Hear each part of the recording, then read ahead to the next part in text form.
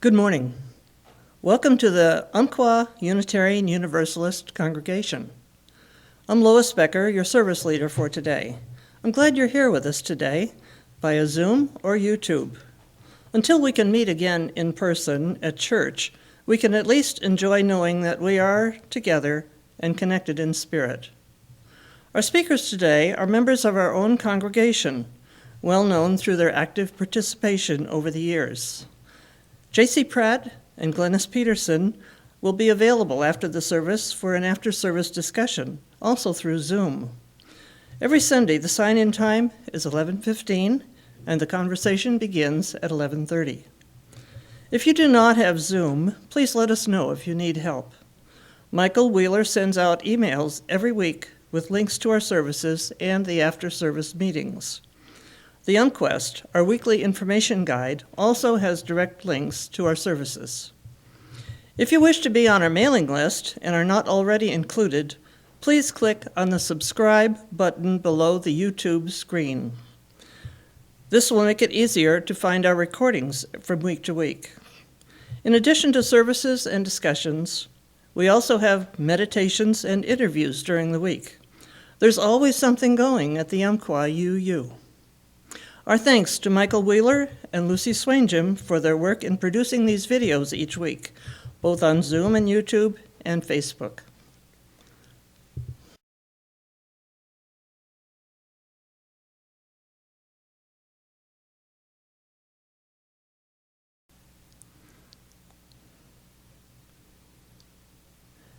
At this hour, in small towns and big cities, in single rooms and ornate sanctuaries, many of our sibling Unitarian Universalist congregations are also lighting a flaming chalice.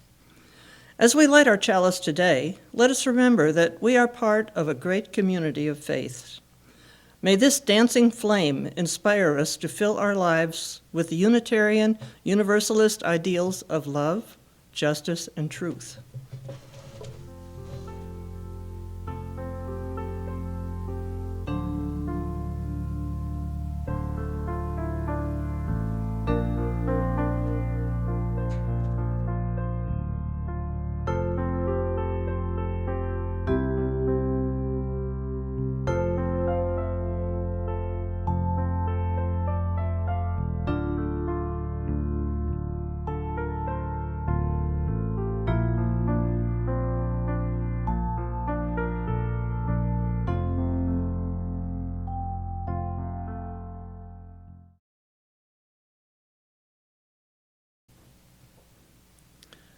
We are people of all ages, people of many backgrounds, and people of many beliefs.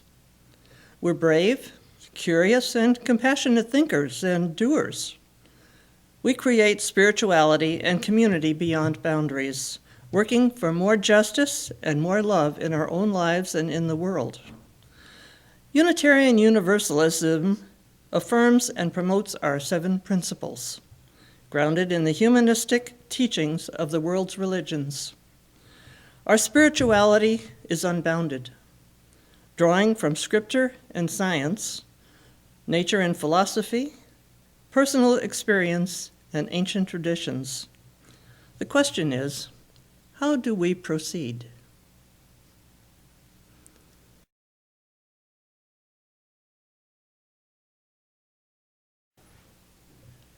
Today, we are fortunate in having 2 speakers, both with sociological backgrounds, from our own congregation. J.C. Pratt, a sage among us, is an elder in our community. She is an independent woman with a powerful intellect. Glennis Peterson is well known for her ability as a bass player. She is a former newspaper photographer, both local and big city. J.C. and Glennis will work in an interview style, discussing how to proceed as a congregation during this stigma we are all under, and then what direction our church will be able to follow when we are again able to meet in person and enjoy the camaraderie we have had in the past. Ladies, to you.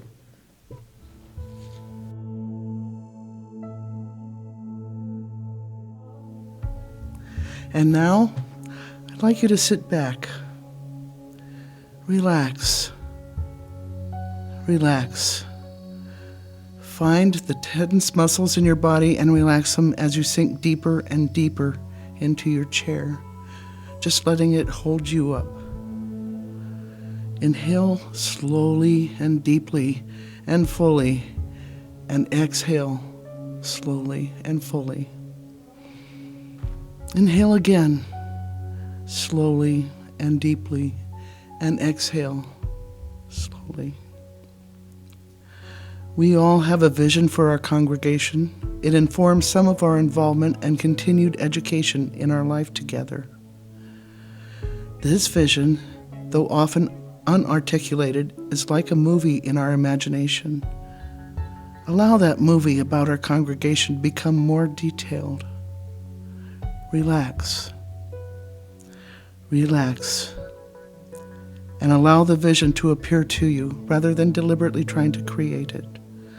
As images, thoughts, feelings, or words occur to you, stay with them as you can.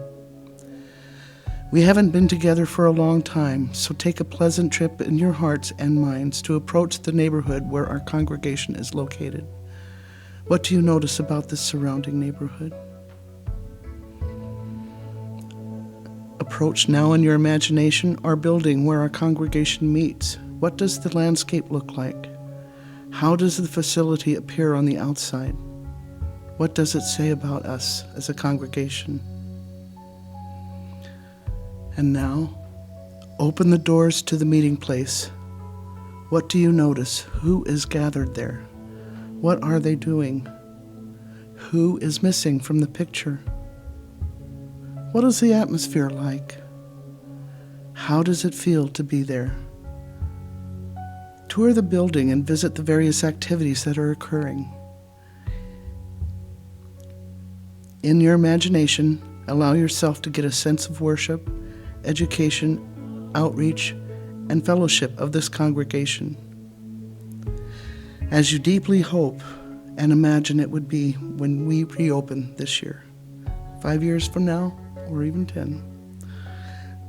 When you resume your normal awareness, keep these thoughts, feelings, and hopes and ideas in mind.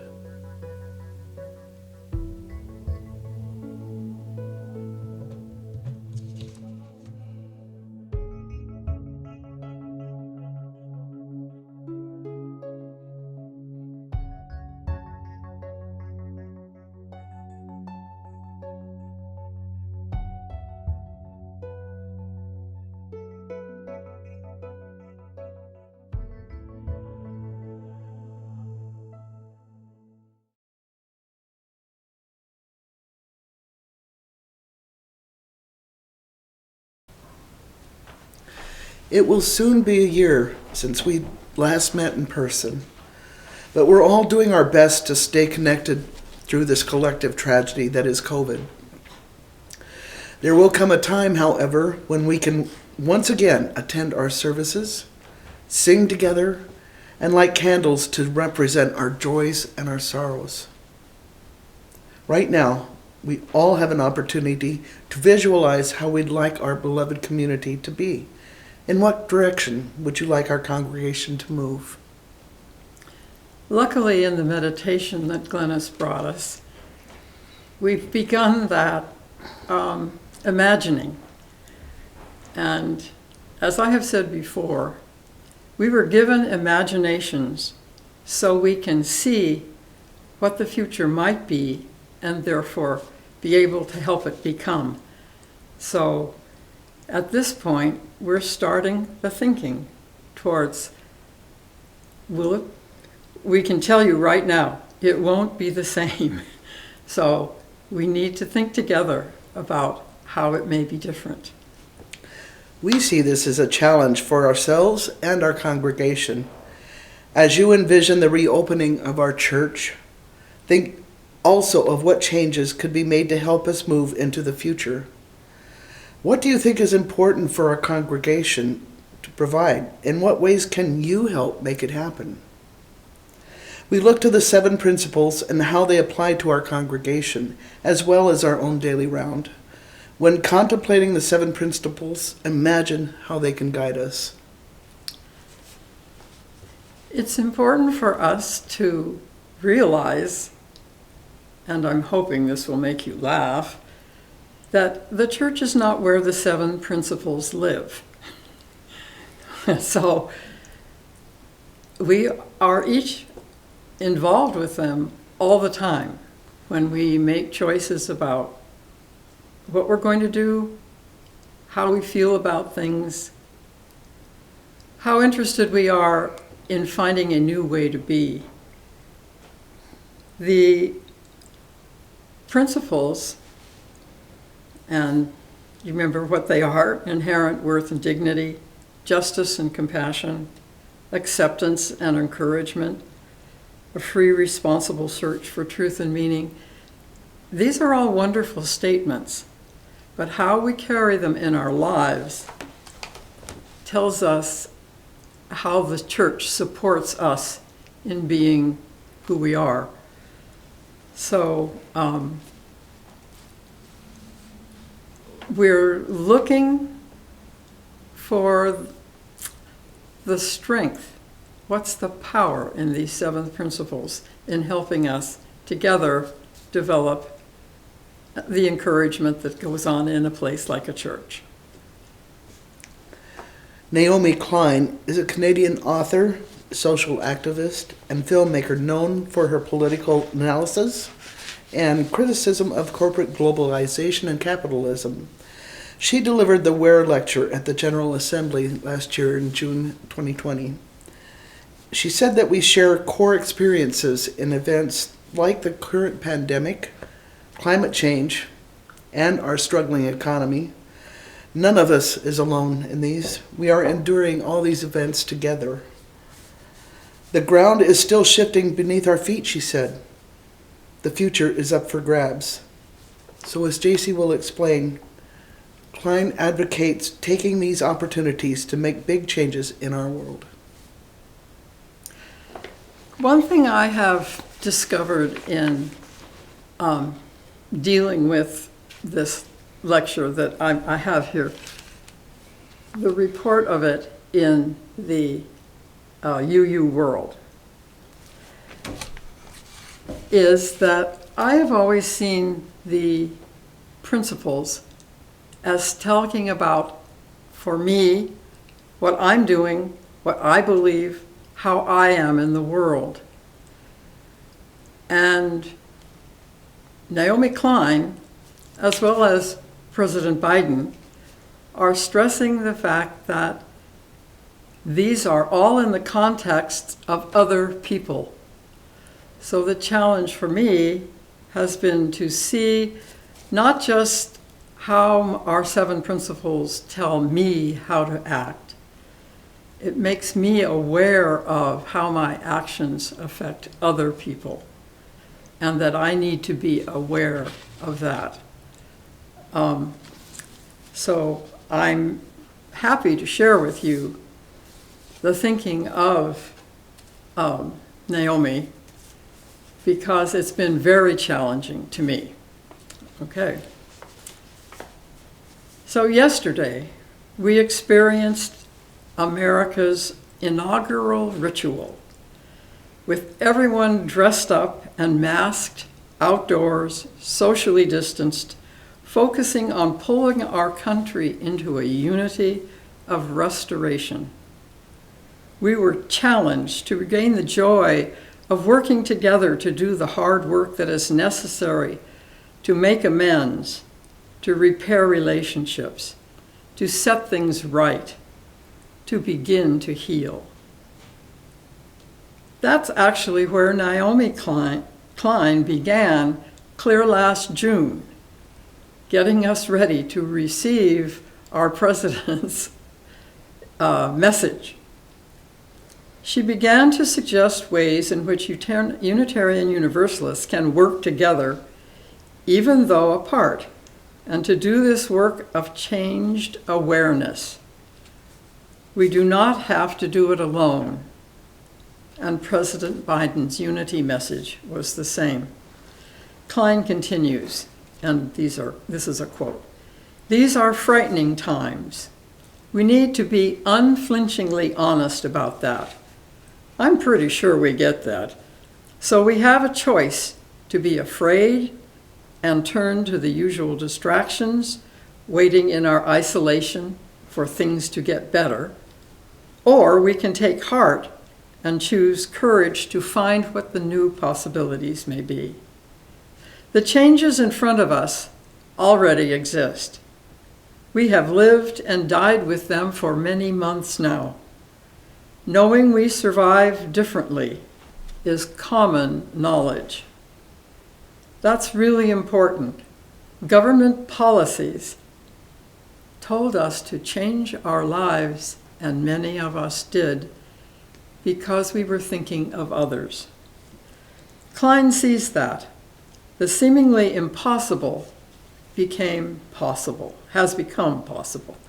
Shifts in public policy and private lives have cleared away expected ways of being and set us up in an awareness of what and how we can be active in living for the common good. So, we as people look to our ethical bases, our principles, our beliefs about the good life. For Unitarian Universalists, that means the 7 principles. Consider and reconsider what they offer us as guides in our way of life. As I did that, I began to feel a new depth to what I had expected to hear from them. These principles, inherent worth and dignity, justice, equality, and compassion, I didn't remember that word being in there, acceptance and encouragement, free and responsible search for meaning, conscience, independent web of life. I realized these went beyond my independence and my personal expression of my importance to fit into these ideas. Have we had enough, each of us, getting our own stuff and then without getting into another's way? Have we had enough of looking for like minds to work together? Maybe the challenge is to learn to work with unlike minds as a way into a better future. Meanwhile, the pandemic required us to mask, stay out of crowds, even our own large families, and church gatherings. We did. We didn't like it, but our own survival seemed to be a part of it, especially those of us who are in our 80s. We were seeing that the common good was important to us. We saw change happening. Several ways unimagined became evident as people began responding to the needs of other people. How many times the evening news ended with a happy note of some child who just decided those people need food. Mom, how do I go about helping them get food? And Mom helped. It happened over and over and over in the past months. We have learned to think of others. Klein describes a dismantling carceral logic. That had a new word that I had never heard, and I didn't find it in my dictionary. But she explains. She's suggesting that we shift from an ethos of punishment, violence, and disposing of people in prisons to care, cherishing, and repair. Care, cherishing, and repair. This requires transformational investments. Investments in things that will allow change. In the infrastructure of care, in other words, how do we give care in the most neglected and excluded communities so that the rule by fear is not necessary? That brings to many of us an awareness of things we're not too familiar with. Public housing, care homes, people living alone with disabilities. Such action confronts climate pollution, entrenched racial and gender hierarchies, and widening economic inequality.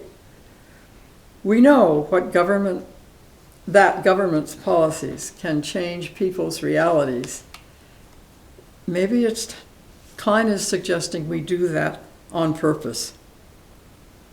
She actually describes the pandemic as a detective, something that searched out aspects of weakness in our usual ways of doing things, like meat packing and daily delivery of things by Amazon, stresses of pollution, poverty, and systemic racism, putting people outside the known circles of care.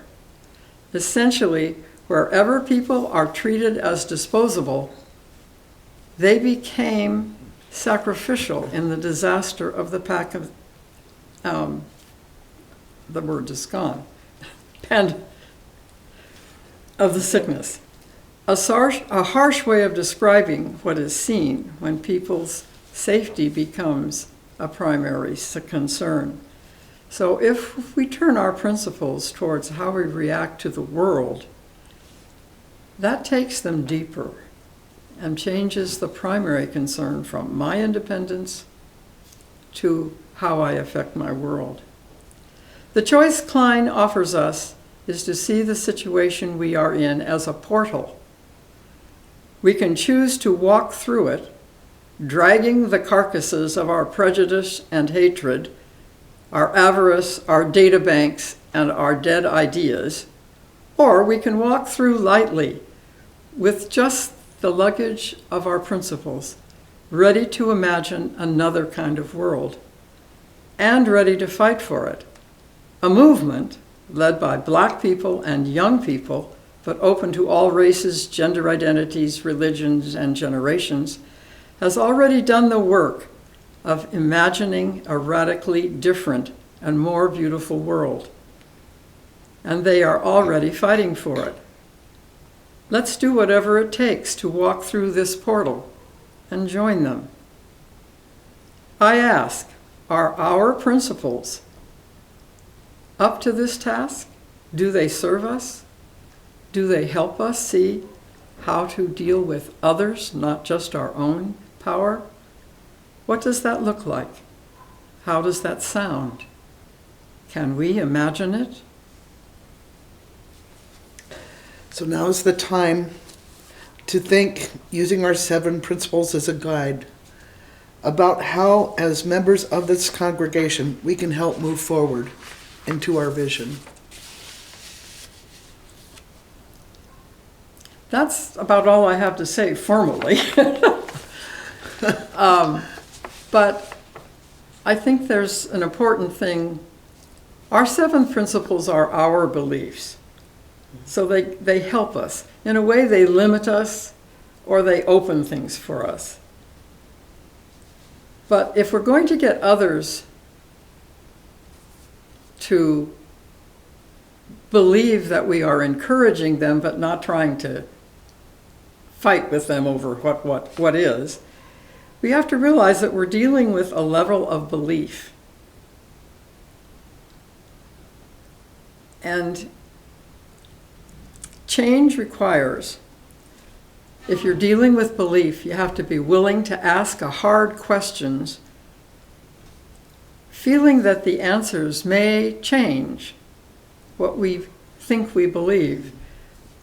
But I think what Naomi is suggesting to us in care, cherish, and repair, the circles of caring, I think that it will just take us into different and deeper meanings of what our principles are. So as we talk about the principles in these coming months and deciding what we want our church to be and how we want our church to be in the world, I think that will prevail.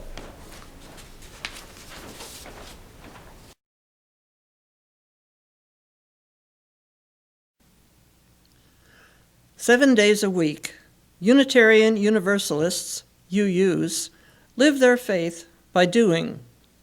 Whether in community with others or as an individual, we know that active, tangible expressions of love, justice, and peace are what make the difference.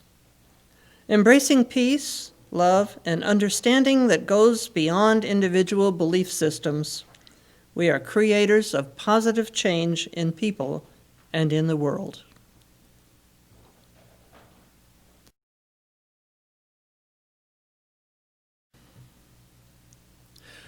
We each have gifts that can make a difference in the world. In this coming week, may you do at least one thing: to support the broken, to welcome the stranger, to celebrate that which is worthy, and to do the work of justice and love.